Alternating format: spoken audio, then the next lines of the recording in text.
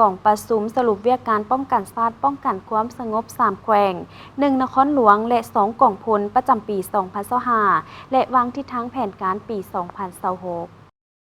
กองประชุมสรุปเวียกงานป้องกันชาติป้องกันความสงบ3แขวง1นครหลวงและ2กองพลแขวงสยบุรีแขวงเวียงจันทน์แขวงหลวงพระบางนครเวียงจันทน์กองพลทหารราบที่1กองพลทหารราบที่2ประจำปี2025ที่แขวงสยบุรีเป็นเจ้าภาพได้จัดขึ้นในวันที่17กุมภาพันธ์2026ที่สโมสรห้องว่าการแขวงสยบุรีภายใต้การเป็นประธานของพลเอกคำเลี้ยงอุทาไกรสอนกรรมการกรมการเมืองศูนย์กลางภาคคณะกรรมการป้องกันชาติป้องกันความสงบส่วนกลางรัฐมนตรีกระทรวงป้องกันประเทศมีบรรดาภาคส่วนที่เกี่ยวข้องเข้าร่วมในพิธีพลจัตวาบุญย้องดวงดี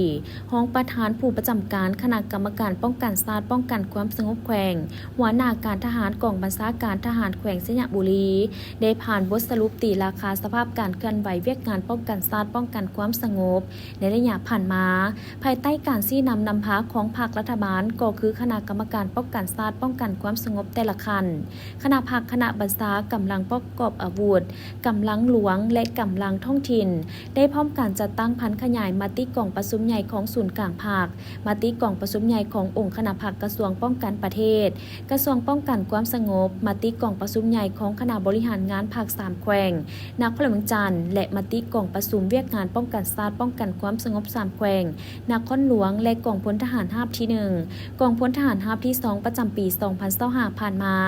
ซึ่งสามารถยัดได้ผลงานหลายด้านเป็นต้นแมนพวกเขาสามารถรักษาได้เสถียรภาพความสงบทางด้านการเมืองความเป็นระเบียบเรียบร้อยทางสังคมระบบการจัดตั้งนับแต่ขันทักฐานเมืองและแขวงได้มีการปรับปรุงชีวิตการเป็นอยู่ของพนักงานนักรบกำลังป้องกันชาติป้องกันความสงบและประชาชนบรรดาเผ่านับมือดีขึ้นกำลังป้องกันชาติป้องกันความสงบได้มีการเติบใหญ่เข้มแข็งและนับมือทันสมัยขึ้นเป็นเก่าๆคณะภาคคณะบัญชาแต่ศูนย์กลางฮอดท้องถิ่นยังได้สุมใส่ซี่นำอย่างใกล้ชิดต่อเวียกงานดังกล่าวอยู่3แขวงนครหลวงและกองพลทหารราบที่1กองพลทหารราบที่2อย่างแข็งแรงเป็นขบวนฝดฟื้นกว้างขวางและต่อเนื่องกำลังป้องกันชาติป้องกันความสงบสามารถปฏิบัติหน้าที่อันมีเกียรติของตนที่ภาครัฐและประชาชนมอบหมายให้มีผลสำเร็จในตลอดระยะที่ผ่านมา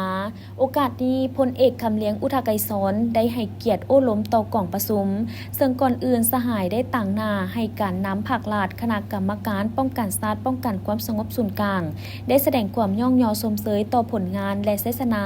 ที่กำลังป้องกันชาติป้องกันความสงบทุกคันพร้อมด้วยองค์การปกครองท้องถิ่นและพ่อแม่ประชาชนบรรดาเผ่าของแขวงสยบุรีหลวงพระบางเวียงจันทน์มีความสงบสุขพร้อมกันนี้สหายยังได้เน้นหนักให้กำลังป้องกันชาติป้องกันความสงบองค์การปกครองทุกคันจงเพิ่มทวีความสามัคคีให้เป็นปึกแผ่นแน่นหนาสืบต่อปฏิบัติแนวทางป้องกันชาติป้องกันความสงบทั่วป่องชนหอบด้านของภาคตะวันออกพร้อมการปฏิบัติ2หน้าที่ยุทธศาสตร์คือปกปักรักษาและสร้างสาพัฒนาประเทศชาติให้มีความเติบใหญ่เข้มแข็งสืบต่อหันเอากำลังลงก่อสร้างรากฐานการเมืองพัฒนาชนบทหอบด้านให้ได้ตาม4เนื้อใน4คาดหมายเฮ็ดให้3แขวงนครเวียงจันทน์มีความสงบสุขและมีการพัฒนาอย่างต่อเนื่อง